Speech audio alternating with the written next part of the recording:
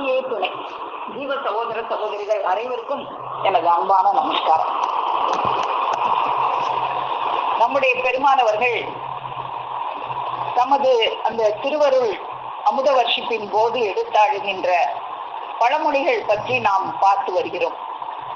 அந்த வகையில் இன்று 4வது பழமொழியாக நாம் பார்க்கவிருக்கிற பழமொழி, பட்டிக்குள் புகுந்தால் புழுக்கை பட்டுத்தானே ஆகணும் என்ற ஒரு பழமொழியை பற்றி நாம இன்றைக்கு பார்க்க இருக்கிறோம்.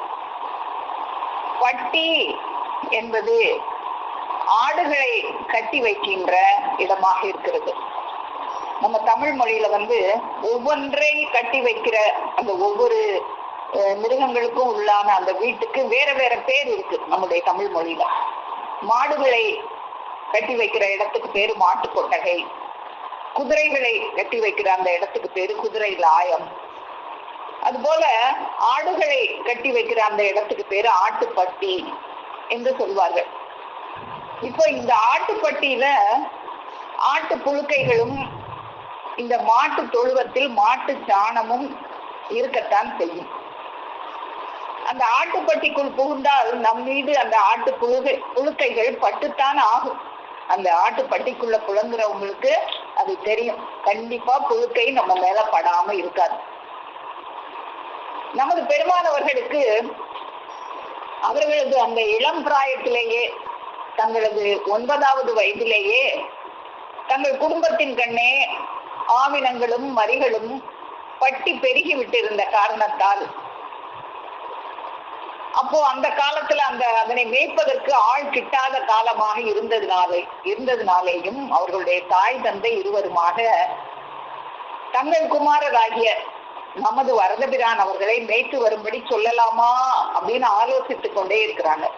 அப்படி ஆலோசித்துக் கொண்டு இருக்கும் போதே நம்முடைய பெருமானவர்கள் தங்களுக்கு உகந்த நல்ல விளையாட்டு கிடைத்தது என்று எண்ணியவர்களாய் அவங்க மகிழ்ச்சியோட நான் மேய்த்து வருகிறேன். தாய் தந்தையர்கள் சொல்லக்கூட இல்ல, ஆலோசிக்கதான் செஞ்சாங்க. ஆலோசிக்கும் போதே இவர்கள் மகிழ்ச்சியோட அதை ஒரு விளையாட்டாக எண்ணி நான் மேய்த்து வருகிறேன் என்று கோல் கைப்பிடித்து எழுந்தார்கள். இது முதல் முறையாக அவங்க அந்த பட்டிக்குள்ள நுழைய தயாரானது. அதன் பின்னர் தனிகைமணி பிரானவர்களுடன் அவர்கள் அகிலவலம் வந்த காலத்தில், அவர்கள் ரெட்டியப்பட்டியில் தங்கியிருந்த அந்த காலத்தில் பிரானவர்களின் உத்தரவின்படி இந்த ஆடு மேய்க்கின்ற தொழிலாபரணத்தை ஏற்றுக்கொள்கிறார்கள். அவர்கள் எந்த காரியத்தில் ஈடுபட்டாலும் அதை ரொம்ப கருத்து உறுத்துடனும், அதை ஏனோதானோன்னு ஒரு கடனேன்னு நினைச்சு செய்யாம அதை மகிழ்ச்சியுடன் செய்கின்றவர்கள் ஆதலினாலும் அவர்களுக்கு இந்த ஆட்டுப்பட்டியில் புழங்கிய அனுபவம் அவர்களுக்கு நிறையவே இருந்தது. அப்படியாக இந்த ஆட்டுப்பட்டியில் புழங்கும் போது இந்த ஆட்டு புழுக்கைகள் அவங்களுக்கு நிறைய மேல பட்டுதான் இருக்கும். அந்த அனுபவத்தை கொண்டு அவர்கள் இந்த பழமொழி, நம்மெல்லாம் பழமொழி யாராவது சொல்றதை கேட்டுதான் சொல்லியிருப்போம். இவங்க இந்த பழமொழியை சும்மா பிறர் சொல்வதை கேட்டு சொல்லாமல் அவர்கள் அனுபவித்ததை அவங்க இந்த பழமொழி நம்ம சொல்றாங்க. இந்த ஆட்டு புழுக்கைகள் மேலே படுவதையும், அந்த பட்டிக்குள் நுழைந்தாலே அந்த சாணங்களின் நாற்றத்தையும் சகித்துக் கொள்ளும் சகிப்புத்தன்மை உள்ளவர்களால் தான் இந்த தொழிலை செய்ய முடியும். ஆனால் நம் பெருமானவர்கள் அதை ஒரு சகிப்புத்தன்மையெல்லாம் நினைச்சு செய்யல. மன மகிழ்வோடு சிறுபிள்ளையிலும் தனக்கு உகந்த நல்ல விளையாட்டு கிடைத்தது என்று நினைத்து அதை விளையாட்டாக செஞ்சாங்க. பின்னாளிலும் பிரானவர்களினுடைய உத்தரவின்படி அந்த ஆடு மேய்க்கும் தொழிலை அது ஒரு தொழிலாக நினைக்காம அந்த தொழிலை ஆபரணமாக நினைத்து அது திருமண மகிழ்ச்சி பூக்க அவர்கள் அந்த தொழிலை திருமண மகிழ்ச்சி பூப்ப தங்களுக்கு அணிவிக்கப்படும் ஒரு ஆபரணமாக எண்ணி அதை செய்தார்கள் என்றெல்லாம் நம்ம பார்க்கிறோம். இப்ப இதெல்லாம் ஒரு புற வாழ்வு நிகழ்வாக இருக்குது. இந்த புற வாழ்வு நிகழ்வினை போலவே பாட்டை பிரானவர்கள் நம்முடைய பெருமானவர்களை எப்படி இந்த ஆட்டுப்பட்டிக்குள் புகுத செய்தார்களோ அதே போல இந்த உலகம் என்கின்ற இந்த ஆட்டுப்பட்டிக்குள் அன்று அவங்க நுழைஞ்சது அந்த ஐயறிவு ஆடுகள் நிறைந்த ஐயறிவு ஆட்டுப்பட்டி. இன்று ஆறறிவு ஆடுகள் நிறைந்த அந்த ஆறறிவு ஆட்டுப்பட்டிக்குள் நம்முடைய பெருமானவர்களை புகுத்துவான் வேண்டி பாட்டையர்பிரான் அவர்கள் ஆறறிவு ஆடுகளை மேய்க்கும்படியான ஒரு கட்டளையை இடுகிறார்கள். எப்படி அவங்க கட்டளையிடுறாங்க? அதற்கு உண்டான அதற்கு காலமும் நேரமும் வந்துருச்சு அப்படின்னு தெரிஞ்சு அவங்க நம்முடைய பெருமானவர்களை இந்த உலகம் உய்யும்படியாய் எமது உபதேசத்தை நடத்த கடவாய். அவங்க இந்த உபதேசத்தை நடத்துறதுக்காகத்தான் தேடி தேடி அலைஞ்சாங்க. அதற்குரிய மகவை தேடி அலைஞ்சு என்ற நான்காவதாக எனக்கு கிடைத்த புத்திரனே, நீங்க எப்ப என்னை திங்களூர் ஆதின அந்த நட்டத்தேரின் நிலத்தில் நீங்க என்னுடைய கரம் பிடித்து நீங்க தந்துள்ள அந்த அருவிமானமாகிய வாக்குறுதியை, உடல் பொருள் ஆவியெல்லாம் உங்களுக்கே சொந்தம்னு சொன்னது போல அன்னைக்கு சொன்ன அந்த வாக்குறுதியை கடைசி வரை நீங்க சோறாமல் நின்று நிறைவேற்றி விட்ட சோறாத சித்த வைராக்கியமே, இப்படி ஒரு மகவுக்காகத்தானே நான் 27 வருடம் காத்திருந்தேன். 27 வருட காலமாக நான் காத்திருந்து பெற்ற கண்ணே அப்படின்லாம் சொல்லி, உங்க பேர் இனிமே மார்க்கநாத பெருமான் அப்படின்லாம் சொல்லி அவங்களுடைய தளிரமுத கருத்தை நம்முடைய பெருமான் அவர்களின் சிரசின் மேல் ஏற்றி ஆசீர்வதித்து, மகனே நீ இந்த உலகம் உய்யும் பொருட்டாய் எமது உபதேசத்தை நடத்த கடவாய் அப்படின்னு சொல்லி நம்ம பெருமானவர்களை இந்த உலகம் என்கின்ற இந்த ஆறறிவு ஆட்டுப்பட்டிக்குள் அவங்க அனுப்புறாங்க.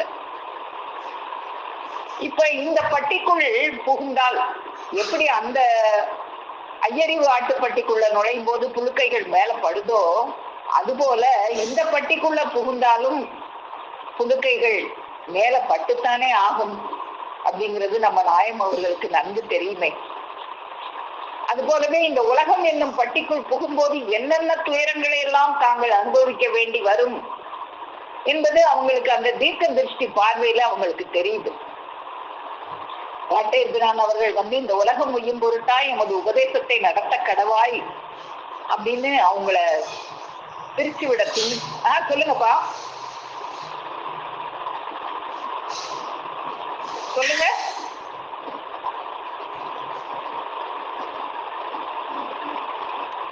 அப்போ நம்முடைய பெருமான் அவர்களுக்கு இந்த ஆறறிவு ஆட்டுப்பட்டிக்குள்ள புகும் போது இந்த புழுக்கைகள் எல்லாம் மேல படும் அப்படிங்கிறது நல்லா தெரியுமே.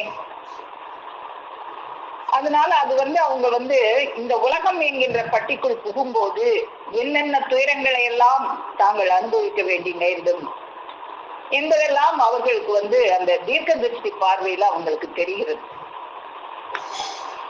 அவன் தங்களுக்கு சொந்தமாகிய அந்த கைவசமாகி நின்றிலங்கும் வரம்புகோடு கடந்த அந்த மனோலயம் என்னும் ஓரறிவாய் விளங்கும் தடம் ஓடி வரும் துரியாதீத தீர்க்க திருஷ்டி வழியில பாக்குறாங்க. அவங்களுக்கு இந்த உலகம்ங்கிற பட்டிக்குள்ள நுழையும் போது என்னென்ன கஷ்டங்கள் எல்லாம் வரும் அப்படிங்கிறது அவங்களுக்கு தெரியுது. தெரியும் அவங்க எப்படி அந்த ஆட்டுப்பட்டிக்குள்ள புகும்போது புழுக்கைகள்லாம் மேல படும், அந்த நாற்றத்தை சகிச்சு கொண்டுதான் வேலை செய்யணும்னு அவங்களுக்கு தெரியுமே. அதுபோல இங்கேயும் புழுக்கையர்கள் இருக்காங்க, இந்த புழுக்கைகள்லாம் நம்ம மேல படுவோம் அப்படின்னு அவங்களுக்கு தெரியுது. தெரிஞ்சு அதை எண்ணி அவங்க கொஞ்ச நேரம் பேசாமல் நிக்கிறாங்க. அப்போ தணிகைமணி பிரான் அவர்கள் தங்களுடைய அந்த ஓயாத அருளமுத வர்ஷிப்பு கொண்டு நம்ம நாயம் அவர்களுக்கு இருந்த கவலையெல்லாம் மாற்றி இந்த கடைக ஊழிப்புரளைய முடிவு நிறைந்த அந்த நீதி நியமன தீர்ப்பு நடத்துவதற்காக ஜீவ சிம்மாசனத்தில் அவர்களை ஏற்றிருப்பதற்காக அவர்களை அனுப்பி வைக்கிறார்கள். நமது பெருமான் அவர்களும் பாட்டையர்பிரான் அவர்கள் தந்த அந்த அருளமுத வர்ஷிப்பினால் அந்த முன்பிருந்த அந்த தாப முகமானது மாறி அவர்கள் வெளிக்கிளம்பி இந்த உலகத்துல அவங்க உதயம் செய்யறாங்க. அதாவது இந்த உலகம் என்கின்ற இந்த ஆறறிவு ஆடுகளை அடைத்து வைத்துள்ள இந்த ஆறறிவு ஆட்டுப்பட்டிக்குள் தெய்வம் அவர்கள் நுழைகிறார்கள். அப்போ இந்த ஆட்டுப்பட்டிக்குள் நுழைந்தாலே புழுக்கைகள் மேலே பட்டுத்தானே ஆகும் என்று இந்த பழமொழி கூறுவது போல அவர்கள் இந்த உலகம் என்னும் ஆட்டுப்பட்டியில் இந்த ஆறறிவு ஆடுகளை ஒரு கீழான ஒரு நரக கோடியில் இருந்து ஒரு மேலான மெய் வழிபாடு அதற்கு கூட்டி செல்வதற்கு அவர்கள் என்னென்ன பாடெல்லாம் பட்டார்கள் இந்த புழுக்கையர்கள் அவர்களை என்னென்ன பாடெல்லாம் படுத்தினாங்க அப்படிங்கறதெல்லாம் நம்ம ஏற்கனவே பார்த்திருக்கிறோம். அந்த பாடுகள் தான் அவங்க மேம்பட்ட புழுக்கைகளாக இருந்தது. அவங்கள தனியே போன்னு அனுப்புனாங்களே, அதுவே ஒரு பெரிய பாடாக தெய்வம் அவங்க அருளி செய்றாங்க. தனியே போ என்று என்னை தள்ளிவிட்ட என் பாடு, கொள்ளிவாய் பிசாசுகளும் கொடுமிருகம் பேயினங்கள் எங்க தனியா போன்னு தள்ளி விட்டாங்க. கொள்ளிவாய் பிசாசுகளும் கொடு மிருகம் பேயினங்களுமா இருக்கிற இந்த கலி உலகத்துல, இந்த ஆட்டுப்பட்டிக்குள்ள அன்னைக்காவது அவங்க நுழைஞ்சது அந்த ஐயறிவு ஆட்டுப்பட்டி. அந்த ஆடுகள் எல்லாம் அந்த ஆடுகளை எல்லாம் மேய்க்கக்கூடிய வல்லமும் அவங்களுக்கு இருந்தது. இந்த ஆடுகளை மேய்க்கக்கூடிய வல்லமும் கை கொண்டுதான் வர்றாங்க. ஆனாலும் அவங்க உள்ளத்துல கொள்ளிவாய் பிசாசுகளும் கொடு மிருகம் பேயினங்களா இருக்கே, இங்க வந்து தனியே போய் என்று தள்ளிவிட்டார்களே, இங்க போய் நாம என்ன பாடுபட போறோமோ, என்னென்ன புழுக்கைகள் எல்லாம் நம்ம மேல படப்போகுதோ அப்படின்னு நினைச்சுதான் அவங்க அந்த தனியே தள்ளி விட்டதையே பாடாக எண்ணிதான் வர்றாங்க. அதுக்கு மேல அந்த கொள்ளிவாய் பிசாசுகளும் கொடு மிருகம் பேயினங்களும் அவங்களுக்கு என்னென்ன பாடுகள் எல்லாம் கொடுத்தது அப்படிங்கிறதையும் நாம தொடர்ந்து பார்ப்போம். அப்போ அவங்க எதுக்காக வர்றாங்க அப்படின்னா, ஒரு ஆட்சி, ஜீவ சிம்மாசனத்துல ஏறி ஆட்சி செய்வதற்காக பாட்டேபிரான் அவர்கள் தெய்வம் அவர்களை அனுப்பி வைக்கிறாங்க. கோடாயிலக்கூர் பக்கம் 284 இந்த ஆட்சியை பற்றி அறிவு செய்யறத நம்ம பார்ப்போம். ஆட்சியில் 2 விதம் இருக்கிறது. இந்த அழிவுலக ஆட்சி நாளுக்கு நாள் இரக்கமாகி கொண்டே போகும் ஆட்சி. இந்த அழிவுலகத்தை ஆட்சி செய்யறாங்களே, அந்த ஆட்சி ஒரு ஆட்சி. இன்னொரு ஆட்சி இருக்கிறது, அது ஒவ்வொரு நாளும் ஏற்றமே ஆகி கொண்டிருக்கிற வாடாத ஆட்சி. இந்த அலுவலக ஆட்சி நிரந்தரம் இல்லை. இன்னைக்கு ஒருத்தவங்க ஆட்சி செய்வாங்க, நாளைக்கு இன்னொருத்தவங்க ஆட்சி செய்வாங்க, இது மாறிக்கொண்டே இருக்கும். ஆனால் அந்த இன்னொரு ஆட்சி இருக்குதே, அந்த ஆட்சி வாடாத ஆட்சி. அது எல்லோரையும் ஆளுகிற, அந்த யமனையும் ஆளுகின்ற ஆட்சி. அந்த ஆட்சி மனிதனுக்குள்ளே வைத்து படைக்கப்பெற்றுள்ள ஜீவ காயத்ரியை இவனுக்கு நேசமாக்கி முடிசூட்டி வைக்க பெறும் அழியாத ஆட்சி. அந்த ஆட்சி செய்கிறவர்களுக்கு மட்டும் முடிசூடல. அந்த ஆட்சியில குடிமகனாக இருக்கிற மக்கள் எல்லோருக்குமே அவங்களுக்குள்ளாக இருக்கிற அந்த ஜீவ காயத்ரியை நேசமாக ஆக்கி அவர்கள் தலையை கிரீடமாக சூட்டக்கூடிய ஒரு அழியாத ஆட்சி.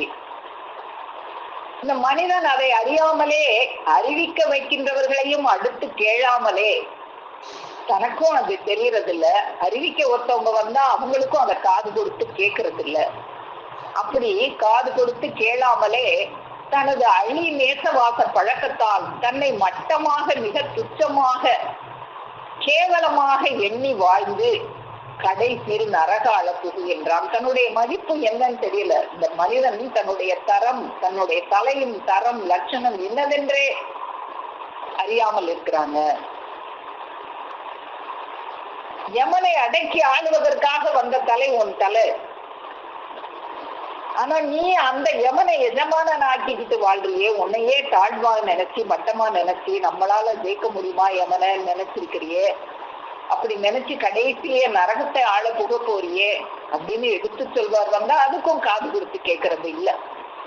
இவ்வாறு தன் மேன்மையை அறியாமலே மரண இருக்கிடங்களே கிடந்து உழலும் இந்த துக்க உலகிற்கு நாம் வந்தோம். அப்போ இந்த துக்க உலகுக்கு தாங்களும் ஒரு துக்க தேகம் எடுத்து வந்ததெல்லாம் நம்ம பார்த்தோம். எதுக்காக இந்த துக்க உடல் ஏற்று வந்தாங்க? அவங்க நம்மளுடைய துக்க தேகத்தை மாற்றுவான் வேண்டி தாங்களும் அந்த துக்க தேகம் எடுத்து இந்த உலகம் என்கின்ற பட்டிக்குள் நுழைந்து இந்த புழுக்கையர்களுடைய புழுக்கையெல்லாம் தங்கள் மேல் படுவதை சகித்து கொண்டு அவர்கள் இந்த வாடாத தேவாட்சியை எப்படி எல்லாம் நடத்தினாங்க அப்படிங்கறத நம்ம பார்க்க இருக்கிறோம். அப்படி எம்மை அண்டி வந்த பலாயிரக்கணக்கானவர்களை மரண இருள் நீக்க பெற்று தேவ ஆட்சி வல்லவர்களாய் இதுகாலம் ஆட்சி வைத்திருக்கிறோம். அப்படி அவங்க ஆட்சி செய்வது மட்டுமல்லாம தங்களை அண்டி வந்த மக்களையும் அந்த தேவ ஆட்சியை செய்யக்கூடிய வல்லவர்களாக ஆக்கி வச்சிருக்கிறாங்க. இன்னமும் ஆக்கவும் இருக்கிறோம். இப்போ இதுவரைக்கும் ஆக்கி வச்சது மட்டுமில்ல, இன்னமும் தொடர்ந்து வர்ற மக்களை எல்லாம் அந்த தேவாட்சி செய்யக்கூடிய வல்லபமுடையவர்களாக ஆக்குவதற்காக அவர்கள் நிற்கிறார்கள். ஆயிரக்கணக்கான ரூபாய் செலவு செய்து 1000 விதமாக முயற்சி செய்தாலும் தேனி, கரையான் கட்டுகிற கூடு, புற்று போல செய்ய முடியுமா? ஒரு தேனி கூடு கட்டுதே, அது எந்த ஒரு விஞ்ஞானி இன்னைக்கு நான் நிலாவுக்கு போறேன், அங்க போறேன், இங்க போறேன்னு சொல்லி என்னென்னமோ கண்டுபிடிக்கிறானே, ஒரு தேன் கூடு மாதிரி இந்த மனுஷனால கட்ட முடியுமா? ஒரு கரையான் கட்டுற கூடு மாதிரி கட்ட முடியுமா? ஒரு புற்று, ஒரு எறும்பு புற்று அமைக்கிற அந்த மாதிரி ஒரு புற்று இவனால அமைக்க முடியுமான்னா முடியாது. அவற்றுக்கு அந்த காரியம் எளிது, ஆனா அவைகளுக்கு அந்த காரியம் எளிதாக அதை செஞ்சிடும். அது போலவே இப்படியே எல்லோருக்கும் ஒவ்வொரு காரியம் எளிது. அதுபோல நாமும் இந்த தேவ செயலை எளிதாக பழகி வந்திருக்கிறோம். அப்போ எப்படி அந்த தேனீக்கள் கரையான்களுக்கெல்லாம் அது கூட கட்டுறது எவ்வளவு எளிமையா அது கட்டிருதோ, அது போல இந்த தேவ செயலை எளிமையா செய்யற மாதிரி நான் பழகி வந்துட்டேன். நான் பழகினது எனக்கு எளிமையா இருந்தது. ஆனா உங்களை பழக்க வைக்கிறதுக்காக இந்த உலகம் என்ற பட்டிக்குள்ள நுழையும் போது அதுதான் எனக்கு கஷ்டமாக இருந்தது. அவங்க எளிதாக பழகிட்டாங்க. ஆனா நம்மை பழக்குவது அவங்களுக்கு எவ்வளவு கஷ்டமாக இருந்தது, என்ன பாடாக இருந்தது. உலகத்தை எந்த தொழில் இல்லாது போனாலும் அதனால் குறைவு ஒன்றும் ஏற்பட்டு விடாது. உலகத்துல எத்தனையோ தொழில் இருக்கு. எந்த தொழிலாவது வயிற்றுப்பாட்டுக்கு உதவியான ஒரு தொழிலான்னா இல்லவே இல்லை. சும்மா ஆடம்பரத்துக்கு உண்டான தொழில் தான். தொழில் அப்படிங்கிறது உண்மையிலே மனுஷனுக்கு தேவையான ஒரு தொழில் உழவு தொழில் மட்டுமே தான். நீ வேற எந்த தொழில் செஞ்சாலும் அந்த வயிற்று பசி வந்தவொடனே அந்த உழவன் செய்து கொடுத்த அந்த பொருளைத்தான் நீ நாடி செல்ல வேண்டும். அதனால இந்த உலகத்துல இருக்கிற எந்த தொழில் நின்று போனாலும் அதனால ஒன்னும் குறைவு ஏற்பட்டு விடாது. நம்ம கூட பார்த்தோம், இந்த கொரோனா வந்த சமயத்துல உலகத்துல இருக்கிற எல்லா தொழிலும் தடைப்பட்டு நின்றுச்சு. அந்த விவசாயம் மட்டும் செஞ்சு காய்கறிகளையும் அதையும் இதையும் நமக்கு கொண்டு வந்து கொடுத்தாங்களே, அது இல்லாம இருக்க முடிஞ்சதா? மற்ற தொழிலாம் நின்னாலும் வாழ முடிஞ்சிச்சு. அப்போ ஆனால் இந்த பிரம்ம செயல் அப்படியானதல்ல. மனிதனுக்கு சிரசு எப்படியோ அப்படி முக்கியமானது இது. சிரசு எவ்வளவு முக்கியமானது? அந்த தலையை வெட்டிய பின் சுக்கு கசாயம் கொடுக்க வந்த மாதிரி நம்ம பார்த்தோமே ஒரு பழமொழி. தலையை சாச்சிட்டா அந்த மனுஷனுக்கு என்ன இருக்கு? சிரசு தானே முக்கியமானது. ஒரு கை காலை இழந்துட்டு கூட மனுஷன் வாழ்ந்துருவான், சிரசு இழந்துட்டு வாழ முடியுமா? அப்போ இந்த சிரசு எவ்வளவு முக்கியமானதாக இருக்கிறதோ அது போல இந்த பிரம்ம செயலானது இவனுக்கு அவ்வளவு முக்கியமான ஒரு தேவையானதாக இருக்கிறது. அதை இந்த மனுக்குலத்திற்கு பழக்கி தர நாம் பட்ட படுகளத்தை பின்னர் நீங்கள் அறிவீர்கள். அப்போ நாம் பழகினது இந்த தேவ செயலை நாம் ரொம்ப எளிதா, எப்படி எளிதா ஒரு தேனி கூடு கட்டுறது எப்படி எளிதா கூடு கட்டிடுதோ, ஒரு கரையான் எப்படி அது கூடு கட்டுதோ, ஒரு எறும்பு எப்படி அழகா எளிதாக புற்று கட்டுதோ, அது போல எனக்கு இந்த தேவ செயலை செய்யறதுக்கு நான் எளிதா பழகிட்டேன். ஆனால் இந்த மனு குலத்திற்கு அதை பழக்கி தர நாம் பட்ட படுகளத்தை பின்னர் நீங்கள் அறிவீர்கள். அப்போ இந்த படுகளம் தான் இந்த பட்டிக்குள் புகுந்து அவர்கள் மேல் பட்ட அந்த புழுக்கைகளாக இருக்கின்றன.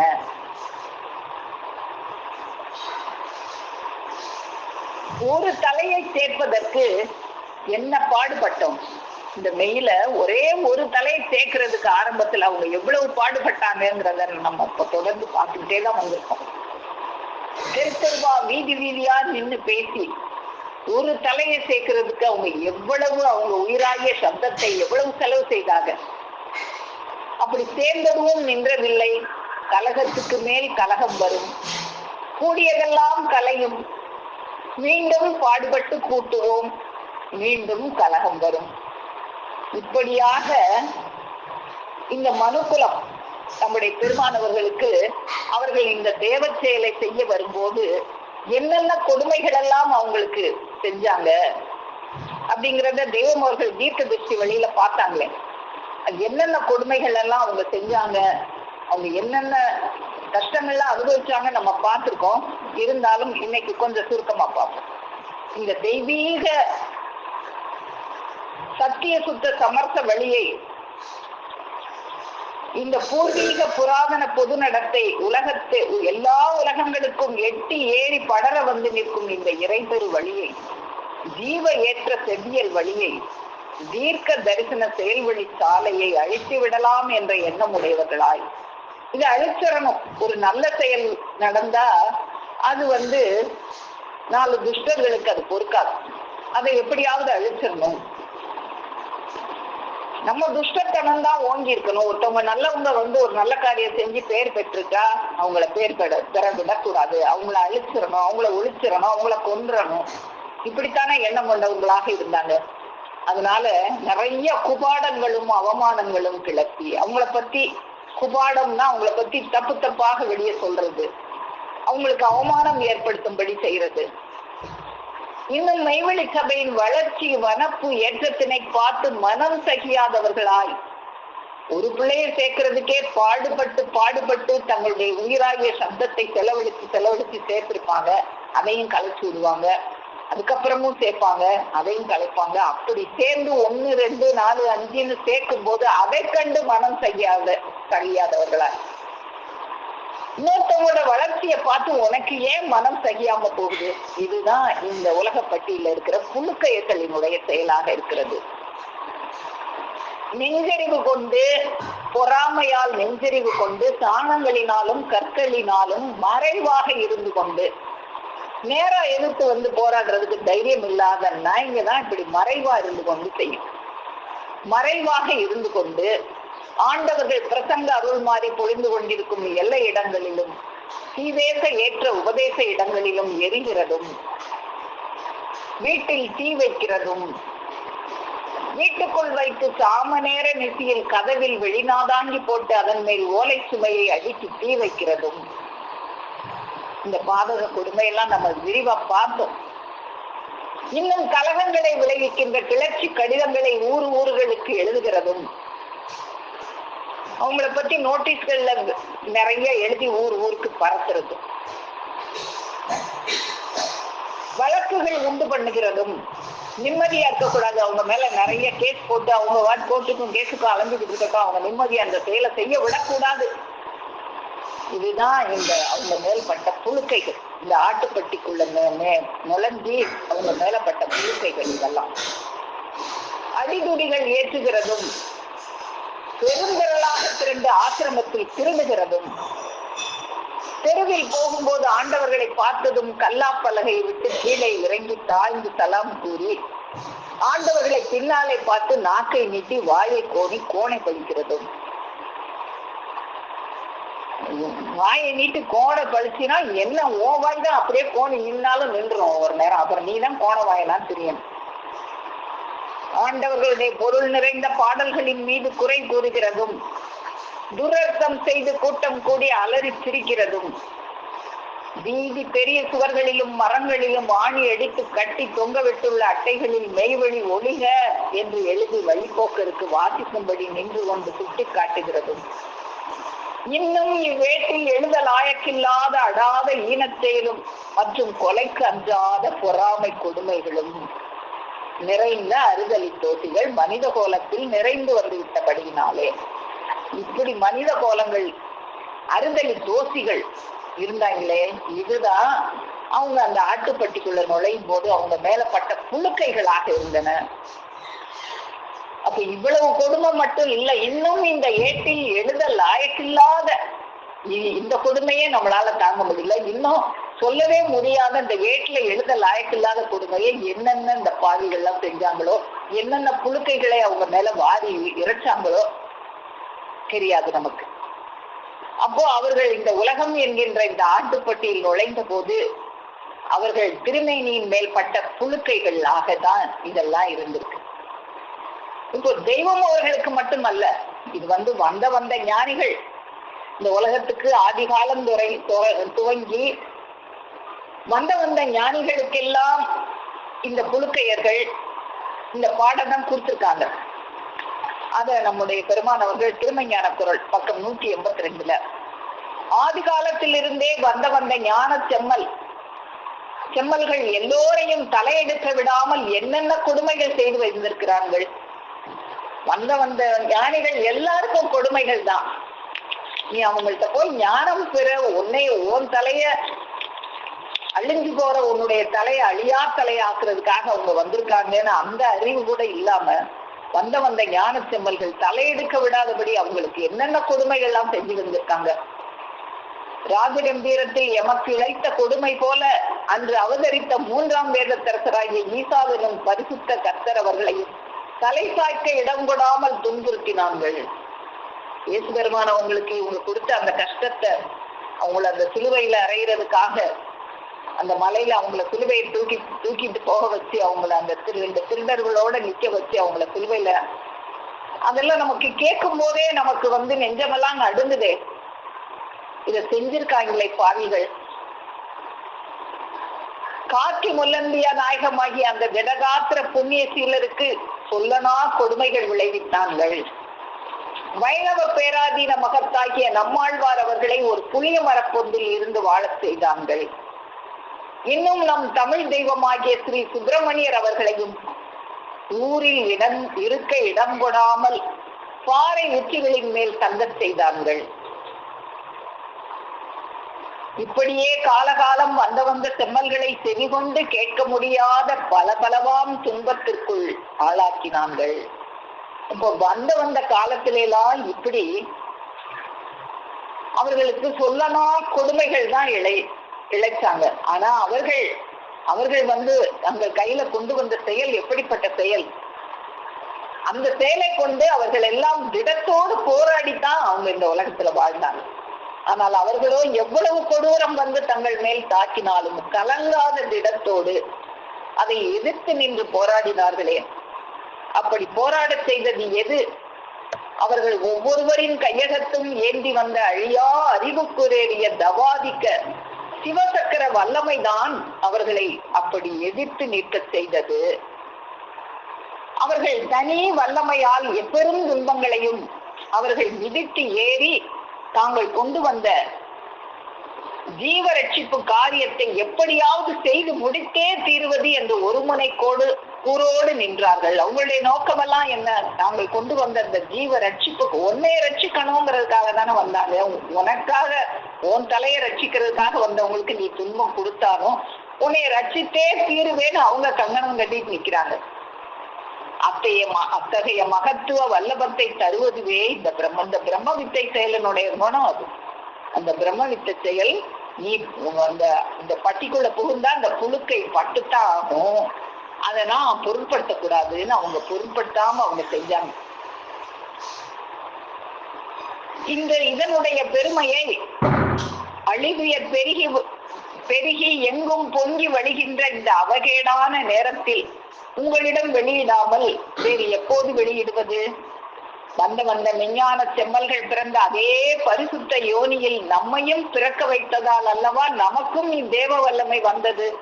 இப்போ நமக்கு இப்படியெல்லாம் எடுத்து பேசக்கூடிய வல்லமை நம்மளையும் தெய்வம் அவர்கள் அந்த தேவ யோனியில் பிறக்க வச்சதுனால இதை எடுத்து பேசக்கூடிய வல்லமை நமக்கு வந்தது என்ற நினைவு போக்கு உங்கள் எல்லோருக்கும் வர வேண்டும். அந்த ஒரு நினைவு பூப்புலதான் நம்ம எல்லாரும் இருக்கணும். இந்த புழுக்கையர்களை மாதிரி நாம இருக்கக்கூடாது. இந்த வீறு கொண்ட மனமகிழ்ச்சி உள்ளோர்களே மேலோர்கள், உள்ளோர்கள் தான் மேலோரே அன்றி இது இல்லாதோர் கீழோரே ஆவர். அப்போ இந்த மன மகிழ்ச்சி கொண்டவர்கள் தான் மேலோர்கள், இது இல்லாதவர்கள் புழுக்கையர்கள், கீழோர்கள். அப்ப இந்த புழுக்கையர்களை பற்றி தெய்வம் அவர்கள் சொல்லியிருப்பாங்க.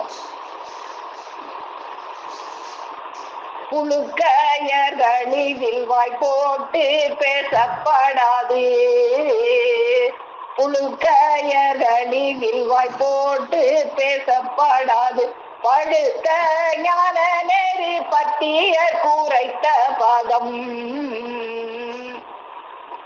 அப்போ இது யாருக்குன்னா புழுக்கையர்களுக்கு இல்லை இந்த ஞான நெறி, பத்தியர்களுக்கு தான் இந்த ஞான நெறி. இந்த புழுக்கையர்களை பற்றி நாம கேர் பண்ண தேவையில்லை. டோன்ட் கேர் அப்படின்னு அவங்களெல்லாம் தள்ளி விட்டுட்டு ஆட்டுப்பட்டியில நுழைஞ்சா இந்த புழுக்கை படத்தான் செய்யும், அதை நம்ம கழுவி சுத்தம் பண்ணிக்கலாம் அப்படின்னு நினைச்சு நம்ம போய்கிட்டே இருக்கணும். ஒவ்வொரு பெருமானவர்கள் வந்த காலத்திலும் இந்த பொறாமை குபாடர்கள் அவங்களுக்கு செய்த அந்த கொடுமை பற்றி நம்ம தெய்வம் அவர்கள் ஞான முறையில கூட நமக்கு எடுத்து அருளி செஞ்சிருப்பாங்க. ஒரு செந்தில் முனிமணி அவர்கள் வந்த காலத்திலையும், இந்த பகுதாது மாமணி அவர்கள் வந்த காலத்திலையும் அந்த பாடலா எடுத்து கொடுத்திருப்பாங்க. பகுதாது மாமணி பயிரினுக்கு காவல் பார்க்கவும் வந்ததுண்டு,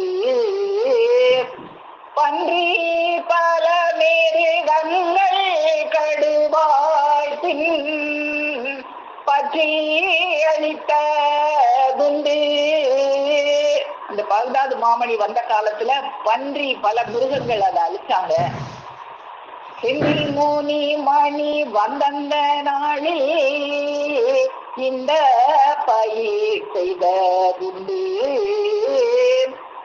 செயல் போராமை மூலவக மிருகங்கள் சேதங்கள் செய்ததுண்டு. இப்படி ஒவ்வொரு பெருமானவர்கள் வந்த காலத்திலையும் இந்த செயல் பொறாமை மூல வர்க்க மிருகங்கள் சேதங்கள் தான் செய்தது.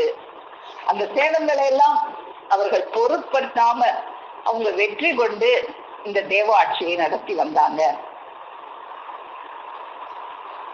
அதை பத்தி நம்முடைய தெய்வம் அவர்கள் இன்னும் கோடாயுதக்கு அந்த செந்தில் முனிமணி அவர்கள் வந்த காலத்துல அவங்களுக்கு கொடுமை செய்ததுனால அவங்க ஒரு பாடல் பாடிப்பாங்க. பேசியதோர் எம்மொழியை கேட்க மாட்டான், பெரியோர்கள் வாக்கியத்து கீழோ என்பார், அந்த தாசி மகன் வாயினிலே மண்ணை போட்டு தையலுக்கு உதவாத சோட்டால் சன்னு, தையலுக்கு கூட உதவாத அளவுக்கு பிஞ்சு போயிருக்கிற செருப்பால அடிக்கணும் அவனை அப்படின்னு எழுதி வச்சாங்கன்னா அவங்களுக்கு எவ்வளவு இடங்கள் கொடுத்திருப்பாங்க. அந்த பாசி மன மடையனுக்கு நூல் வெள்ளாது, பக்குவமாயம் மொழியை பதனம் பண்ணே. அப்போ அந்த பாசிமரம் அடையனுக்காக இத அவங்க பேச வரல, இந்த கீழோர்களுக்காக இந்த புழுக்கையர்களுக்காக அவங்க பேச வரல, இதை செவி கொடுக்கக்கூடிய மேலோர்கள் இருப்பாங்களே அவங்களுக்காகத்தான் அவங்க இந்த மொழியை கூவிக்கிட்டே இருந்தாங்க. கடைசியாக கூவி கூவி பார்த்தாங்களே நம்ம தெய்வம் அவர்கள் வந்த காலத்துக்கு சிறிது காலத்துக்கு முன்பாக வடலூரில் வள்ளற்பெருமான் அவர்கள் கூவி கூவி பார்த்தாங்களே, அப்போ அவங்க கூடவே இருந்தவனுக்கோ அவங்க என்ன செயல் கொண்டு வந்தாங்கன்னு தெரியல. சாதுகளுக்கு அடுக்காத ஆற்காட்டு ஜோடு அணிந்திருந்தார்கள் என்று குறையாக குறைத்து விட்டு போனான். அவங்கள பத்தி குறைய எழுதி வச்சிருக்காங்க. ஒரு சாதுக்கள் அணிகிற ஆற்காட்டு ஜோடா அவங்க அணிஞ்சிருந்தாங்க. அவங்க அவ்வளவு கம்பீரமா இருப்பாங்களா. இன்னைக்கு அவங்கள ஒரு வெள்ளையா மொட்டை அடிச்சு முக்காடு போட்டுக்கிட்டு இருக்கிற மாதிரி படம் போட்டு வச்சிருக்காங்க. அவங்க அப்படி இல்லவே இல்லை. ஏன்னா தெய்வம் அவர்கள் அவங்கள நேரம் தரிசிச்சிருக்காங்க. அவங்க அவ்வளவு கம்பீரமாக, அவ்வளவு மீசை முறுக்குடன் அந்த பஞ்சகட்ச வேஷ்டி கட்டி அவங்க அவ்வளவு கம்பீரமாக தலைப்பாகையோட இருப்பாங்க. இன்னைக்கு அவங்கள ஒரு மொட்டை தலையா முக்காடு போட்டு இருக்கிற மாதிரி காமிக்கிறாங்க. முன்பு இவன் சாதுவாக இருந்து பார்த்தவனா, பிறகு கீதுவாகி அவர்களை பற்றி இப்படி உளர வந்து விட்டானோ. அதனால்தான் கேட்டு திரும்பி உடனெழும் திறத்தில் திகழ்வார் ஒருவரேனும் தேரிலர், கடையை விரித்தோம் கொள்வார் இல்லை. ஒருத்தனையும் என்னால திருத்த முடியல. கடையை விரிச்சு பார்த்தேன், இந்த கடையில சாமான் வாங்குறதுக்கு ஒருத்தருமே வரல. அதனால கடையை கட்டி விட்டேன். எனக்கு பின்னால வருவாங்க ஒருத்தவங்க, அவங்க நடத்துவாங்க இந்த கடையை அருமையாக அப்படின்னு தீர்க்க தரிசனமாக எழுதி வச்சுட்டு அந்த தீர்ப்பு கூறிவிட்டு சென்றார்கள் அந்த திடஞான கொண்டலர். இது பிச்சுலகம், இது புழுக்கையர்கள் உலகம், இதுல வாய் திறந்து என்னால பேச முடியல அப்படின்னு சொல்லி அவர்கள் இது பிச்சுலகம் என்று காரி துப்பி விட்டு போய்விட்டார்கள். அதற்கு பிறகல்லவா நாம் வந்துள்ளோம். அப்ப இப்படி எல்லாம் போன பிறகு நம்முடைய தெய்வம் அவர்கள் வந்துதான் அவங்க எப்படி நடத்தினாங்க. இதுக்கு முந்தி வர்றவங்களும் இந்த புழுக்கையர்கள் இவங்களெல்லாம் மீறி இந்த திருச்செயலை நடத்துறதுக்காக எவ்வளவோ பாடுபட்டு நடத்தினாலும் நம்முடைய தெய்வம் அவர்கள் நடத்தின விதம் எப்படியாக இருந்தது?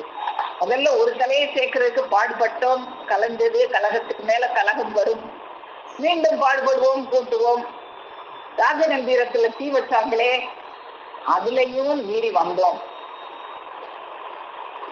அப்போ இப்படிப்பட்ட இடைஞ்சல்கள் எல்லாம் முன்வந்த செம்மல்களுக்கு கொடுக்கும் போது அவங்களெல்லாம் அதுல ஊடுருகி வர முடியல. ஆனா தெய்வம் அவர்கள் அப்பேற்பட்ட இடைஞ்சலிலே குடையடித்துத்தான் முன்வந்த பீடங்கள் முடிவுற்றன. அதெல்லாம் ஊடுருக தெரிந்ததால் தான் இந்த பட்டிக்குள்ள நுழைஞ்சா இந்த புழுக்கைகள்லாம் படத்தான் செய்யும். இந்த புழுக்கைகள் எல்லாம் உதறி எரிஞ்சிட்டு கழுவி அதுங்களெல்லாம் கழுவி தள்ளி விட்டுட்டு அதை ஊடுருக தெரிஞ்சு நாம் இந்த ஓருருளை தேவரதத்தை வீரமிக்க வெற்றி தமிழில் யாவரும் வியக்கும் வண்ணம் இன்னமும் ஓட்டி வருகிறோம். இன்னமும் அவங்கதான் ஓட்டி வந்து கொண்டிருக்காங்க. இந்த ஓருருளை தேவரதத்தை வீரமிக்க வெற்றி தமிழ்ல ராம இன்னைக்கு பேசணும்னா அவங்க கொடுத்த அந்த வீரமிக்க வெற்றி தமிழ்ல தானே பேசிக்கிட்டு இருக்கோம். தெய்வமோர்கள் தானே நடத்தி வர்றாங்க இன்னைக்கும். ஆகவேதான் இதனை எல்லா செம்மல்களும் தாங்கள் தங்கள் அனுபவங்களை குறித்து எதிர்பார்த்து நிற்கிறார்கள்.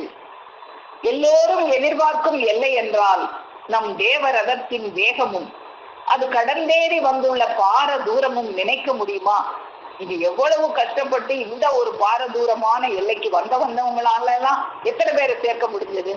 ஒருவர், இருவர், அல்லது 4 5 அல்லது நீங்கி போனா இயேசு பெருமான் அவர்கள் காலத்துல 12 சிஷ்யர்கள், அதுலயும் ஒருவர் காட்டி கொடுத்தார். இப்படியெல்லாம் வந்த அந்த காலத்துல தெய்வமோர்கள் இன்னைக்கு பல்லாயிரக்கணக்கான மக்களை பெற்றிருக்கிறாங்களே. அப்போ அது கடந்தேறி வந்துள்ள பார தூரத்தை பத்தி நினைக்க முடியுமா? எவ்வளவு பாடுபட்டு இந்த ஒரு எல்லையை அவங்க அடைஞ்சிருப்பாங்க. விஞ்ஞான பீடங்களில் யாராவது கொடி போட்டதுண்டா? இந்த அரசாங்கம் கொடி ஏற்றுவாங்க. ஒரு நாடு, எங்க நாடு, நாங்க சுதந்திரமான நாடுன்னு காட்டுறதுக்காக கொடி ஏற்றுவாங்க. ஆனா இந்த மெய்ஞான பீடங்கள், இந்த தேவ ஆட்சி, வாடாத ஆட்சி நம்ம பார்த்தோமே, இந்த ஆட்சியில இதுவரைக்கும் வந்த எந்த ஒரு பாரவான்களும் கொடியேற்றி இந்த ஆட்சியை நடத்தியது இல்லை. கொடி போட்டால் போச்சு, ஆளை வைக்க மாட்டாங்க. சும்மா பேசிக்கிட்டு இருக்கிறதுக்கே கொல்ல வர்றாங்க. கொடி போட்டு ஆட்சி நடத்தினா சும்மா விடுவாங்களா? அப்படிப்பட்ட உலகத்துல நம்ம தெய்வமோர்கள் வானுயர கொடி ஏற்றி இந்த பரந்த உலகில் கொடியேற்றி வையக மக்களை எல்லாம் வாங்க வாங்க இன்னைக்கு அழைச்சிக்கிட்டு இருக்காங்களே. இந்த பரந்த உலகில் தலை வைத்து படுக்க கூட இல்லாமல் ஆபத்துக்கு அஞ்சியவர்களாய் ஓடிக்கொண்டுதான் இருந்தார்கள். ஆனால் இன்று எம் தாலை மெய்த்தமிழ் எக்காலம் ஊதி துந்துமியின் அசைந்த நாதம் எழுப்பி பேரிகை அடித்து வானுயர கொடியேற்றி வையகத்தோரை வாருங்கோ வாங்கோ என்று கூவி அழைத்த வண்ணம் இருக்கிறது. அப்போ இப்படியாக இந்த புழுக்கையர்கள் எவ்வளவுதான் புழுக்கைகளை வாரி இறைச்சாலும் அவங்க அந்த இளம் வயதிலேயே அந்த பட்டியல புழுக்கைகளோட பழகி அந்த புழுக்கைகளை எல்லாம் எப்படி கழுவி சுத்தம் பண்ணணும்னு அவங்களுக்கு தெரிஞ்சதுனால இந்த புழுக்கைகளை எல்லாம் அவங்க ஒரு பொருட்டாகவே இல்லாம அன்னைக்கு எப்படி அந்த தொழிலையும் ஒரு தொழிலை திருமண மகிழ்ச்சி போப்ப அத ஒரு மகிழ்ச்சியோட செஞ்சாங்களோ, இது இன்னைக்கு பாடுதான் அவங்களுக்கு. ஆனா அந்த பாடையும் அவங்க எப்படி இது பாடாகத்தான் இருந்தது அப்படிங்கிறதையும் தெய்வம் அவங்க எடுத்து காமிப்பாங்க நமக்கு. மண்ணில் உற்ற என் பாடு மாதவத்தோர் தனழுதார் துணையில்லா என் பாடு தூயமறை தான் புலம்பும். அப்படி துணை இல்லாம இந்த மண்ணில் நான் உற்ற பாடுகளை எல்லாம் தூய மறை கூட புலம்பும். ஆனாலும் அந்த பாடுகளை எல்லாம் மீறி அவங்க இந்த பட்டிக்குள்ள புகுந்தா இந்த புழுக்கைகள் பட்டுத்தான் ஆகணும் அப்படின்னு அந்த புழுக்கைகளை எல்லாம் அவங்க உதறி தள்ளி இந்த வெற்றி மிக்க வீர தமிழில் அவர்கள் வெற்றி கொண்டு இந்த ஓருருளை தேவரதத்தை இந்த உலக மக்கள் யாவரும் வியக்கும் வண்ணம் அதை எக்காலம் ஊதி துண்டுமே நாதம் எழுப்பி பேரியை எடுத்து வானுயர கொடியேற்றி இன்னைக்கும் வையகத்தோரை வாருங்கோ வாருங்கோ என்று கூவி அழைத்து நம்மளை எல்லாம் அந்த சாவாவரம் தருவதற்காக அவங்க சாவாவரம் தனக்காய் சேர்க்க வந்த மேனாளில் ஒளி விரிந்த வாணி பெற்று ஒளி வாயலில் வளர்த்தே. நம்மளெல்லாம் எதுக்காக வளர்த்தாங்க? அந்த ஒளி விரிந்த அந்த வாணி, அந்த வானுலக நாட்டுக்குரியவனாக நம்ம ஆகணும்னு சாவாவரம் நமக்கு அளிப்பதற்காக நம்மளை எல்லாம் அங்கங்களாக ஆக்கி கொண்டார்கள். அங்கங்களாய் பற்றி நின்று அனைத்தையும் கை மெய்யாக பொங்கும் பெரு வாழ்வேரி பொற்பதி காலாகிடுவீர். அவங்க எவ்வளவு துயரப்பட்டாலும், அவங்க இந்த உலகம் என்கின்ற அந்த ஆட்டுப்பட்டிக்குள்ள நுழைஞ்சி எத்தனை புழுக்கைகளை புழுக்கையர்கள் அவர்கள் மீது வாரி இறைத்தாலும் அவை அவங்க ஒரு சிறிதும் பொருட்படுத்தாம நமக்கெல்லாம் சாவாவரம் அளிப்பதற்காக நம்மளையெல்லாம் தங்களுடைய அங்கங்களாக ஆக்கி அந்த பொங்கும் பெருவாழ்வு ஏறி நம்மை அந்த பொற்பதவிக்கு ஆளாக்கி கொண்டிருக்கும் அந்த இன்னும் வருகிற மக்களை எல்லாம் அந்த பதவிக்கு ஆளாக்குவதற்கு நிற்கும் நம்முடைய பெருமானவர்களது பொன்னடி போற்றி பணிந்து நமஸ்கரித்து என் முத்திப்பேருரை மேலும் மேலும் முழங்கும் என்று கூறி உங்கள் அனைவரிடமிருந்து விடைபெறுகிறேன். அனைவருக்கும் நமஸ்காரம்.